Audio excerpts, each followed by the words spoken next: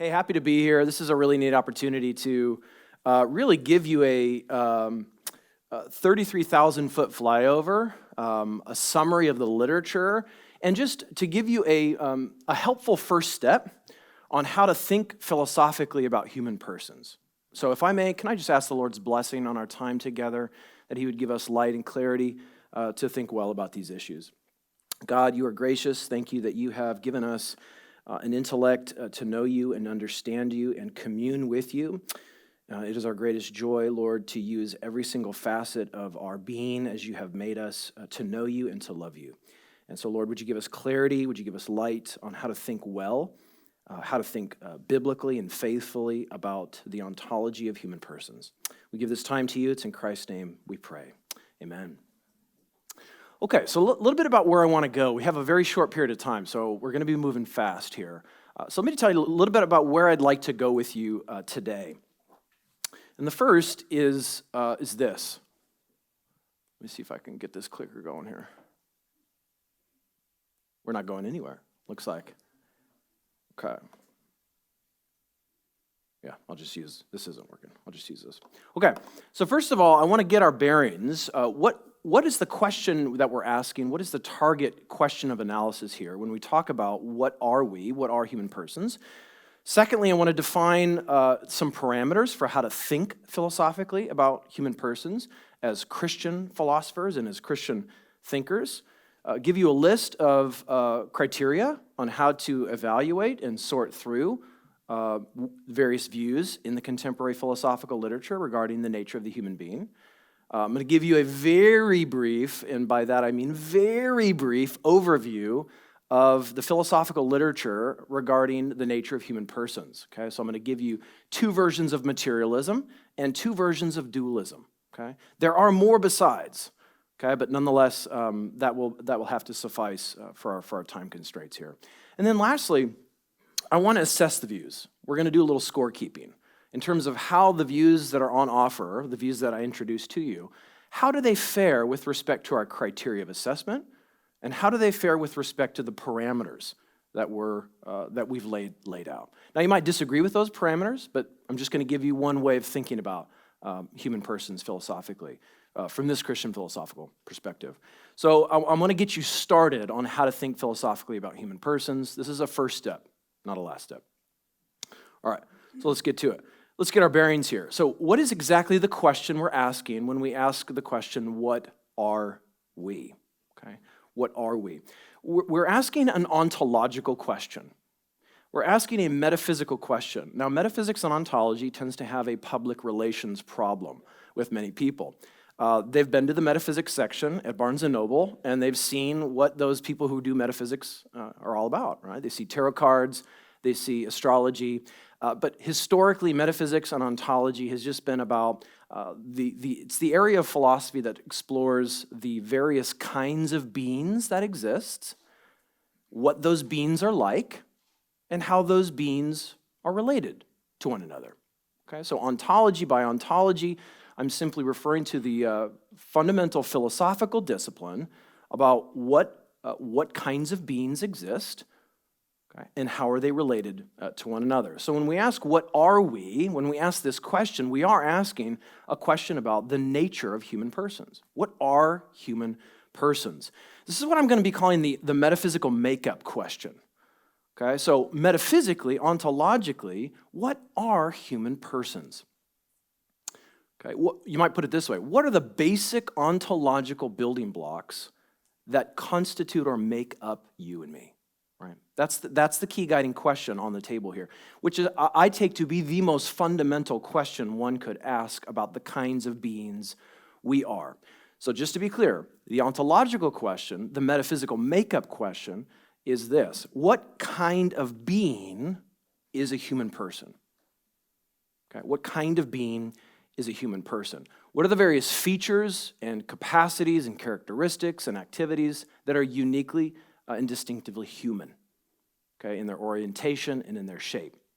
All right, so we are engaged in the task of defining humans, defining human persons in particular. So that's the question. Now let me just quickly distinguish that metaphysical makeup question from another set of questions that are vitally important regarding the nature of human persons, right?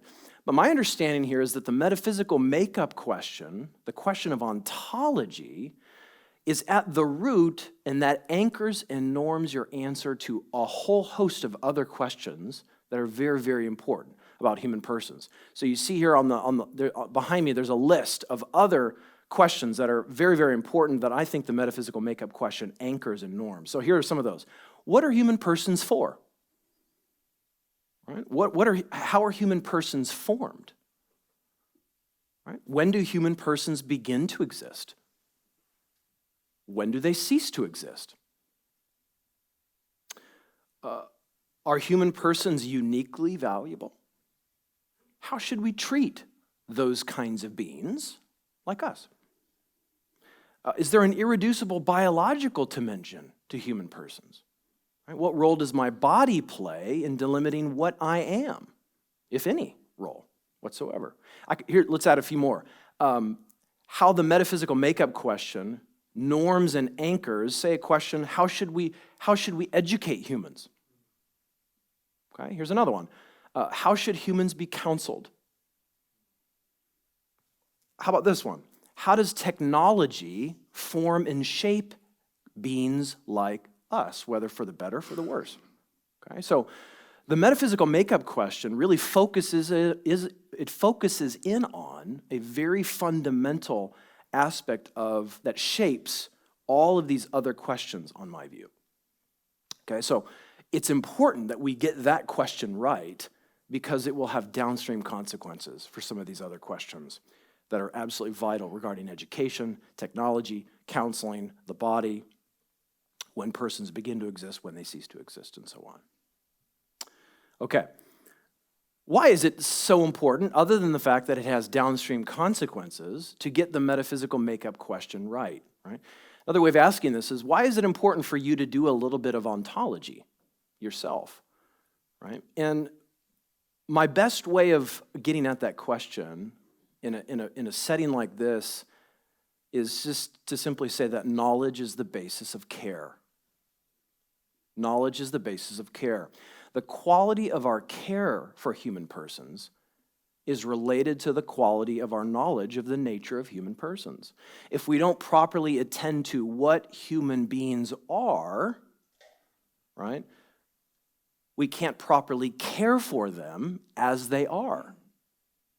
Let me say that again. If we're not properly attending to humans as they are ontologically, we're not going to be able to care for them as they actually are.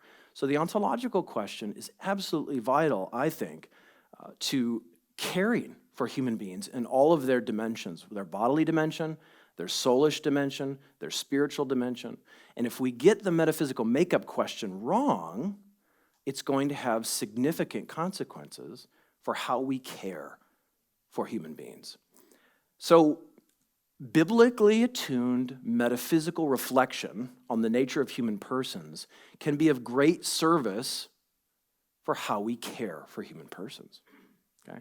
And hopefully that will become more clear when I go through some of these views of the human person that miss fundamentally, in my estimation, an important dimension of human beings. Okay? All right. So let's move on from getting our bearings. Let's set some parameters here. Okay? So there's no way I can do justice to a subject of this magnitude in this time that I have here. But let me just stipulate some stuff here. Just give you a sense as to how I'm thinking about defining the parameters. How should we begin to think philosophically about human persons? So parameters within biblical teaching and the consensual Christian tradition regarding how the church has thought about the nature of human beings, right? So let's look at the biblical teaching first. Now, there are two sets of texts here. I'm not going to go through these. I just can't. Wish I could. There are two sets of texts here, okay, that are absolutely vital, I think, that have real ontological implications that help us answer the metaphysical makeup question. And the two sets of texts are these.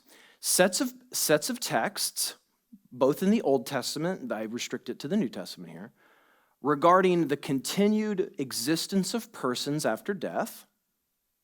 Another set of texts that talk about the bodily resurrection, in particular, what the bodily resurrection will be like and when it will occur. Okay, so two sets of texts, really two sets of pattern of texts that say persons continue to exist beyond death, right? And the other says persons will be bodily resurrected at a future time altogether. So very important here. Bodily resurrection is future and corporate, on my understanding of the teaching of the New Testament. That means it's not immediate and it's not individual. Okay? That will become relevant here in a little bit. So let's do a little biblical arithmetic here. You add together the texts that teach a continued post-mortem existence of human persons after death. Okay? You add that set of texts with another set of texts that teach a future corporate bodily resurrection. What do you get? What does that equal? Here's what I think that equals. Human persons, it has ontological implications for what we are. Human persons are the kinds of beings that can exist apart from biological life. Human persons are the kinds of beings that can exist, they can have a disembodied form of existence. Okay? 2, human persons are the kinds of beings that are by nature united to matter. Okay, so let me back up, say those two things again.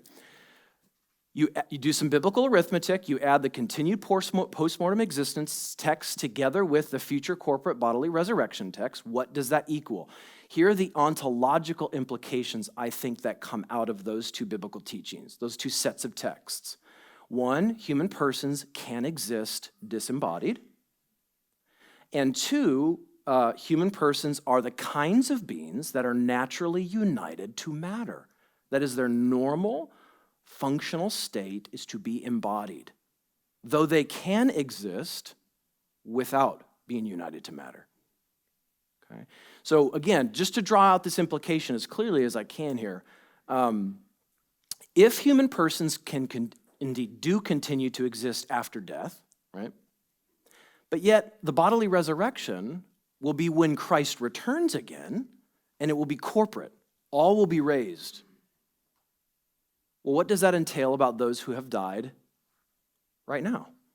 That means that they have yet to be bodily resurrected, but it means they still exist. So this is Cooper. I had you all read Cooper for this class.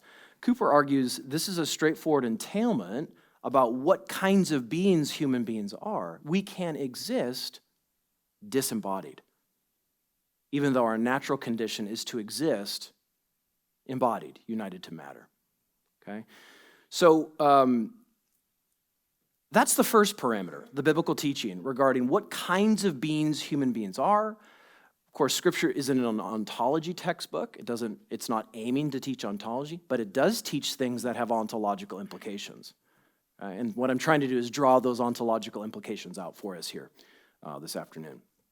Okay, how about the Christian tradition? Well, the vast consensus regarding the nature of human persons, regarding the metaphysical makeup question, has been that human beings have a duality to them, right? They have both a soulish component and a bodily component. Now, how those two concepts have been understood differ in the Christian tradition.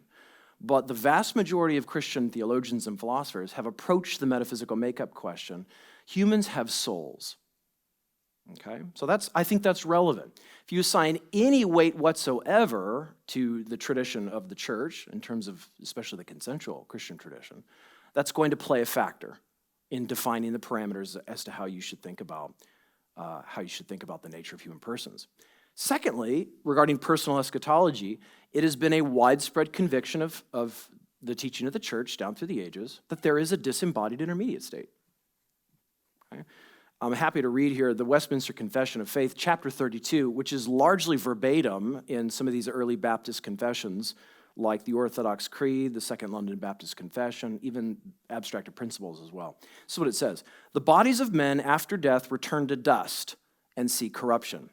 But their souls, which neither die nor sleep, having an immortal subsistence, immediately return to God who gave them. At the last day, the dead shall be raised up with the selfsame bodies, and none other, although with different qualities, which shall be united again to their souls forever. Okay, so my understanding of the teaching of the Christian tradition, the broad teaching of the Christian tradition, is that there has been a disembodied intermediate state. And then lastly, the Incarnation should shape, certain theological doctrines should shape the way that we answer the metaphysical makeup question, should it not? Two things about the Incarnation that I want to just draw your attention to. One, the nature of the human nature of Christ that was assumed in the Incarnation. And then two, the reality of Christ's descent to the place of the dead. Okay, so let me just take you through those here.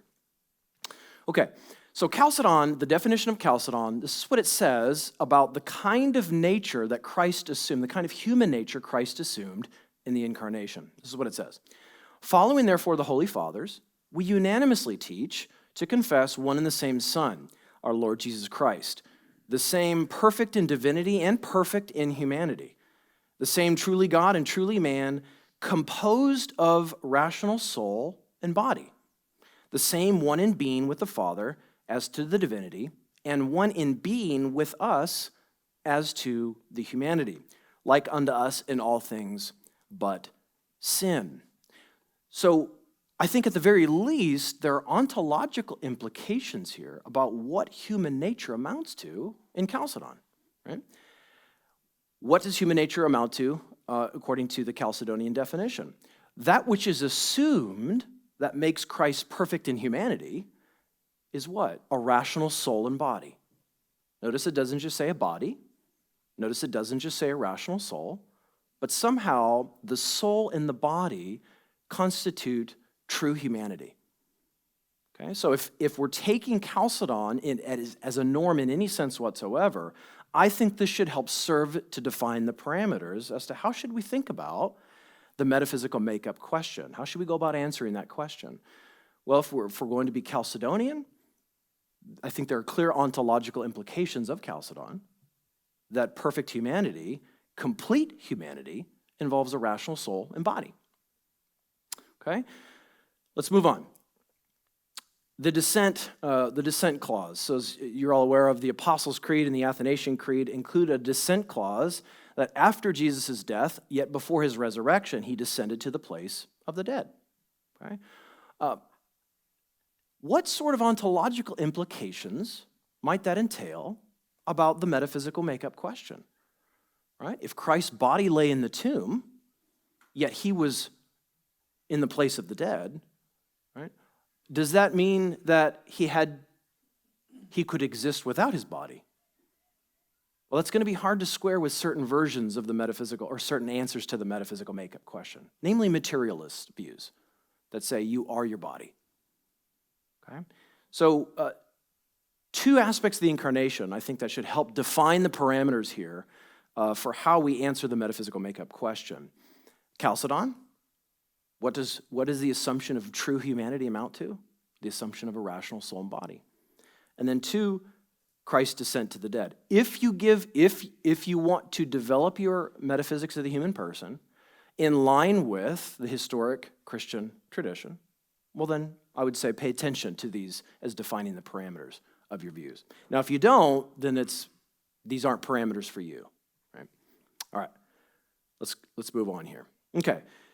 I also think there are philosophical parameters that we should strive to stay within here when we think about the nature of human persons. Now, I'm a big fan of what many of us refer to as critical common sense. There are certain pre-philosophical beliefs you bring to the table before you start doing theology and philosophy or theological and philosophical anthropology, namely that you exist, that you're conscious, that you have some degree of control over your actions, right? That you have a first-person perspective that's different from my first-person perspective, right? That humans have inherent dignity and value, right? Believe it or not, well, maybe you do believe this. Philosophers say some wild things. There are people who deny each of these regarding the nature of human persons. So what I want to say is whatever theory before we even get to theorizing, right, I think we should bring these pre-theoretical or pre-philosophical beliefs to the table to form and shape the way that we answer the metaphysical makeup question, okay? So if my philosophical theory of human persons, for example, denies that I exist, okay, that's a problem, okay? Or, so Peter Unger holds this view. He actually argues that he doesn't exist. Who argues it, by the way, you might say. So Daniel Dennett argues that consciousness is an illusion, right? Pretty hard to construct a technical piece of philosophical writing if consciousness were an illusion. Some argue that there is no unique first-person perspective. Everything can be adequately explained from a purely third-personal perspective. There's no I or self, okay? So I want to say all of these strike us as obvious that they are the case, and we're going to need some pretty powerful reasons for rejecting these. So this is how I come at these issues from more of a critical common sense perspective. Okay, so enough of defining the parameters. Let's look at some criteria of assessment. Okay, so these are going to be, you might say, we're going to pass several views through this criteria of assessment here. So does the view fit well, first of all, with biblical, theological, and historic Christian teaching? Right? Does the view fit well with how the church has traditionally thought about the nature of human persons in the disembodied intermediate state, or the nature of the Incarnation? Okay. Secondly, does the view account for the difference between humans and non-humans? Okay. Human beings ontologically seem to be special or privileged amongst all God's critters here below, you might say. Thirdly, does the view account for the seeming materiality of human beings? Okay, this is a big one. This will adjudicate many of the views that we look at here. Does the view account for the seeming materiality? Sure appears to me that I'm material in some sense. I mean, here I am, right? All right. Does the view uphold the badness of death? Okay, your philosophy and theology of death here, why is death an enemy? Why does death have such a sting to it? Why is death bad? On some views, you'll see here in a second, it's a little harder to make sense of why death is such a bad thing. I'm going to give you a quote from Trent Merrick's perfect illustration in a second here. Does the view uphold the strong unity between the mind and the body? Right? We all know, in fact, Plato knew if you got hit over the head with a baseball bat, it was going to affect your mental functioning, right? We didn't need neuroscience to tell us that, right? So does your view of the human person uphold the strong unity between the mind and the body? That's an important criteria. And is the view philosophically parsimonious? Now, this might be a little bit more of a vague concept, but is it needlessly complex? Does it introduce all sorts of bells and whistles that are really just more superfluous, right? If we can get by with a simpler account of what humans are, then all the better, I think. All right, so let's look at a brief survey of the landscape. So I'm going to give you two versions of materialism and two versions of dualism. Many of the proponents of both of these sets of views are Christian philosophers, okay? Just to give you a sense of things here. Okay, so let's first look at the version of materialism called animalism. Animalism. Very simply, animalism says this: you are a biological organism. You are a wholly material biological organism. You are an animal. You have no immaterial aspect or part to you whatsoever. No immaterial soul or anything like a soul. Okay? So, just as is the case with every biological organism, your persistence from one moment to the next involves biological persistence conditions. You are an animal. You are an organism, nothing more. So influential defenders here, probably the most influential defender is Eric Olson, but also two Christian philosophers, very, very well-known Christian philosophers, Peter Van Inwagen, who has the green backdrop here, and then Trent Merrick's, who's on the top looking very quizzical. Okay? Both are contemporary Christian philosophers who are proponents of this materialistic version called animalism. Okay?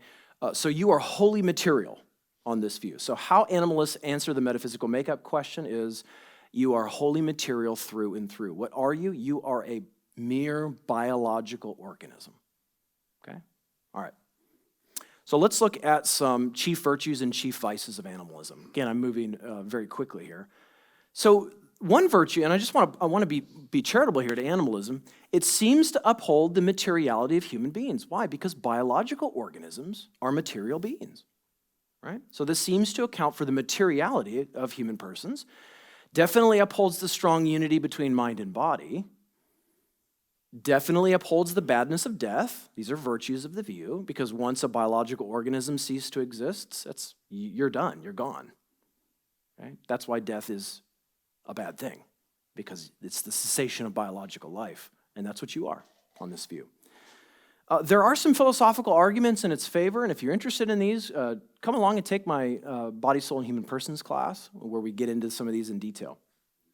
But here's one virtue. It can be an intuitive view. Now, Trenton Merrick's, he gives this cheeky little argument. I want to give it to you. I'm not convinced, but I want you at least to know that he gives this argument. Merrick's reasons this way. Merrick says this: look, if I'm an immaterial soul, then I can't kiss my wife. I can kiss my wife, obviously, he says. Therefore, I'm not an immaterial soul. If persons are immaterial souls, they're not the source of beings that can be kissed because they're not material, right? So this is a cheeky argument because it's something's suspicious about this argument. Maybe I'll let you try to figure that out. Now, some chief vices of animalism. It's arguably in tension with biblical, theological, and historic Christian teaching about the duality of human beings. There's some soulish dimension to you and me. Okay. 2, there are deep philosophical problems, which I can't explain to you at this point, but here are some theological worries. Namely, what would the afterlife look like for an animalist? Think about that. If you are a biological organism and death is the cessation of a biological organism, what happens to you at death? If you continue to exist after death, the animalist is going to have to say you are immediately resurrected, because you cannot exist without a body, because you are a body. Does that make sense? So you're going to have to be immediately resurrected bodily, which I would argue is in tension with some of those parameters I laid out earlier. Okay. If you're interested in a full-on philosophical critique of animalism, I would recommend looking at the Blackwell Companion to Substance Dualism. This is a very good critique of animalism in that text. Let's look at the second version of materialism. Okay? It's called Constitutionalism. Constitutionalism. Now, this view is a little bit more subtle, and I think it avoids some of the problems of animalism, but it goes like this. Human persons are beings with a first-person perspective. Okay? So having a first-person perspective, which we'll talk about here in a second, is essential to being a person for constitutionalists. Human persons are beings with a first-person perspective that are constituted but not identical to wholly material human organisms. Okay? So let me try to explain what this idea of constitution amounts to. So take a bronze statue, or take say a marble statue of David. David is a statue that is constituted by a lump of marble, but is not identical to that lump of marble, you might say. Right? That lump of marble existed prior to David being fashioned from that lump of marble, you might say. So they can't be one and the same thing. They have to be different, even though they're very closely related to one another. The lump of marble that constitutes David the statue is not identical. It's not one and the same thing as David, but it's very closely related to him. Now, that's how, say, thinkers like Lynn Rudder Baker, who's a Christian philosopher, recently passed away, as well as Kevin Corcoran, who's also a Christian philosopher, think about persons. Now, you are not your body on this view. You're not one and the same thing as your body, but you are constituted by it. Now, to be a person, to be a human person in particular, is to be constituted by a living, breathing, biological organism that has a first-person perspective. Now, what does that mean? For Baker, she's by far has developed this view in most detail. For Baker, a first-person perspective is having the ability to think of oneself as a self. So it's this like higher order conception of oneself. I have an ability to think of myself as a self. Right? So you can imagine if you don't have that capacity or ability, right, you're not a person on that view. Okay, so let's look at some chief virtues and chief vices. All right. So again, with animalism, this particular version of materialism, here's where I think materialism really gets its traction for a lot of people. It upholds the seeming materiality of human persons. Our material dimension is an integral part of who we are as human persons. It also upholds the strong unity between mind and body, also upholds the badness of death for largely the same reasons as animalism, right? You are constituted by a biological organism, and when it ceases to exist, right, that's a bad thing for you because you are constituted by it, even though you're not identical to it. And it also has a lot going for it philosophically in its favor. It's better than animalism, I'll say, okay? However, there are also some theological vices with this view, similar to those of animalism. So remember, on a materialistic view, you are wholly material. You don't have a soul. You have no immaterial soul or anything of the kind, right? So if there is an intermediate state at all before the general resurrection when Christ returns, it's going to have to be embodied. Okay? So that means you're going to have to be immediately resurrected if you continue to exist after death. Now, some will say you cease to exist after death and you're recreated at the general resurrection, right? Others will say if you continue to exist after death, God has to immediately bodily resurrect you for you to exist. So do you see now how the parameters we've laid out before are going to be shaping how one weights and assess these particular views? If you think there are patterns of text in the New Testament in particular that suggest or strongly, at least implicitly teach the continued existence of persons after death, and bodily resurrection is future when Christ returns, and corporate. Everybody's going to be raised. None of this individual, you get raised when you get raised when you die sort of stuff, right? So that's how those texts are going to shape how you view constitutionalism. Okay, chief vices. As I've just said here, it's arguably in tension with historic Christian teaching regarding the metaphysical makeup question. If you're interested in, I'll just point you to, I have a chapter in the Blackwell Companion to Substance Dualism, critiquing constitutionalism, if you'd like to read further on that. Okay, let's turn to dualisms, okay? Cartesian substance dualism. Cartesian substance dualism. A bit anachronistic, but nonetheless, well, very anachronistic. I almost called it simple substance dualism, but I want you to be familiar with how these terms are used in the reading for this course. Okay, so Cartesian substance dualism is the view that says you are identical to a wholly immaterial soul. Okay? You are identical to, what are you? You are a wholly immaterial being.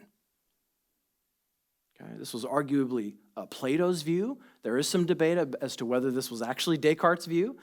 Surprise, surprise. But contemporary proponents of this view, Richard Swinburne, Stuart Getz, and Alvin Plantinga. Okay, so human persons are wholly immaterial, but are causally related to bodies. Okay, and bodies are wholly material things. And you, obviously, are not your body.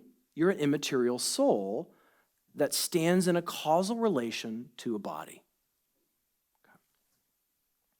Most Cartesians about the person don't think you are in space. You have no spatial location. You're not anywhere, strictly speaking. Okay.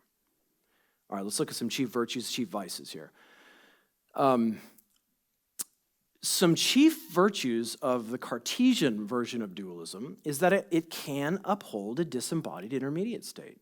You can continue to exist after death, even though you're no longer related to a body. You will be related to a body again, right, in the resurrection, but there's no disruption to your existence. You see how that would be the case? There would be no disruption of your existence once you die because it's the cessation of the body that you are related to. And you're no longer related to it. Right? Just like if I got in a car accident, I could get out of my car and walk away. My car's damaged. My car might cease to function, but I don't. Does that make sense? Okay.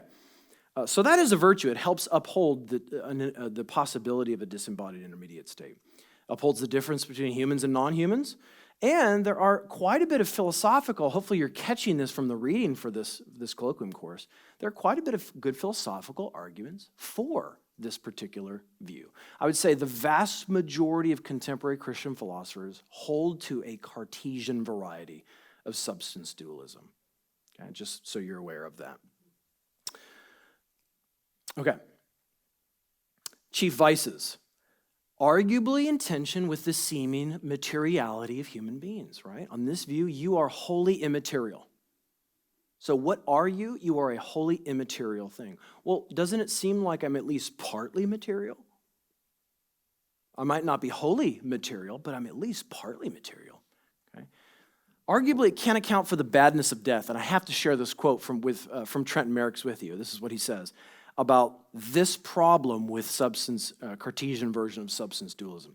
He says, it's not clear that the Cartesian dualist can agree that death is bad. When the Christian dies, according to the Cartesian dualist, he or she goes immediately to a much better place. Death, it would seem, is even better than quitting your job and moving to a beachfront villa in Hawaii. If dualism is true, it's hard to see how death is an enemy. Okay. Arguably fails to uphold the strong unity between mind and body. Okay, this is historically why someone like a Thomas Aquinas was very leery of Plato's own view of the soul. Okay? And there are philosophical problems, none of which I think are insuperable, but there they are. They need to be engaged with.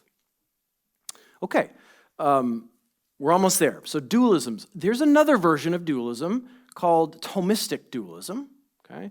And that says this, that the human person is identical to a rational animal. Okay? An animal that's informed by an immaterial soul. Now, there are a lot of notable differences between the Cartesian variety and the Thomistic variety of dualism, and the differences are much more significant than I can let on here. Indeed, they go all the way down to the very nature of matter itself, are very different on these two views. But for the Thomistic dualist, like Aquinas, many medieval Aristotelians, Eleanor Stump, who's a contemporary Christian philosopher, Brian Leftow, and Jason Eberl, you are partly material and you're partly immaterial. Your animality is grounded in the fact that you have a biological dimension to who you are, this thing. But you also have an incorporeal dimension to who you are. There's an immaterial aspect to you as well. That's your soul. That's your rational soul. Okay, key point though. You are not your soul on Aquinas' view. You are not your soul. You have a soul, but you are not it. Okay? For Cartesian dualism, you are your soul. Okay? That's a very important distinction here. So for the Thomistic dualist, there's one substance here, and it's you. And it's you. But you are not your soul. You have a soul, and it's immaterial, but you are not it. Okay? Many Thomists think the soul is in space. The soul has a spatial location. And why that is the soul is actually what Aquinas calls the form of the body. It animates, enlivens, and makes every part of your body human. It's a closer connection between, say, Aquinas critiques Plato's view of the soul by saying Plato's view of the soul is like the sailor's relationship to a ship. The sailor can get on the ship, he can cruise around, do some things, hoist the mast, hop off at port, go run some errands, come back, right? There's nothing about what he is or what the ship is that require that sailor to be on that ship. He can hop on another ship. Aquinas thought that's a much too loose of a connection between the soul and the body. Very different understanding on Aquinas' view. The soul is informing every single aspect of the body, making your body human, such that when your soul departs from your body's not human anymore. It's just a corpse for Aquinas. Okay, let me scoot on to some chief virtues and vices. I think that view upholds the biblical, theological, historic Christian teaching quite well, upholds the difference between humans and non-humans, upholds the seeming materiality of humans, because you are a certain kind of animal. You're not a mere animal, but you're a rational animal. You have an immaterial soul, for Aquinas. Upholds the badness of death. Something is destroyed at death, right? Your body. And it upholds the strong unity between mind and body. Can't get into these, but there are some philosophical worries with the Thomistic version. Some think it endorses this outdated metaphysic that Aristotle bequeathed to us, that many early modern thinkers said is just a non-starter. We can't go back to Aristotle. Okay, Plantinga, in his reading that I have you read for this class, Materialism and Christian Belief, he doesn't know whether there can be any sense made of Aquinas' view. He says this explicitly. I think it's just a failure of imagination on his part, to be honest. All right. Lastly, Thomistic-like dualism. So this is defended by JP, who just was on campus arguing for this particular view of the human person. This is the view. Notice the subtle difference here, why he calls it Thomistic-like. Human persons are identical to wholly immaterial substantial souls. Okay, you are your soul. But your soul informs your body in the same way that Aquinas thought the soul informs the human body. But you are your soul for JP, on JP's view, right? That's not Aquinas' view. And that's why he calls it Thomistic-like. He doesn't want to claim Aquinas' view because Aquinas would pull his hair out. If he didn't look like he didn't have much hair, but if he had hair, he would pull it out and say, no, you're not your soul. You have a soul. But JP wants to say you are your soul, okay? But the way he understands the soul's relationship to the body is very much like Aquinas. That's why he calls it Thomistic-like. Okay, chief virtues and vices, and then we'll score keep, and we'll open it up for questions. Okay, so let's look at Thomistic-like dualism. I think it upholds, I think it does quite well when it comes to the biblical, theological, and historic Christian teaching about the nature of human persons. I also think it upholds the difference between humans and non-humans, right? Humans are endowed with certain kinds of capacities in virtue of their soul that other non-human animals do not have, do not possess. I think it can uphold the badness of death as well as the strong unity between mind and body. However, and this is just something for you to think about, can the view uphold the seeming materiality of human beings? Now remember, JP says you are wholly immaterial. That's what you are. Right? That's not Aquinas' view. Okay. All right, so let's do some scorekeeping here. Okay. Here are some pluses and minuses for you to think about.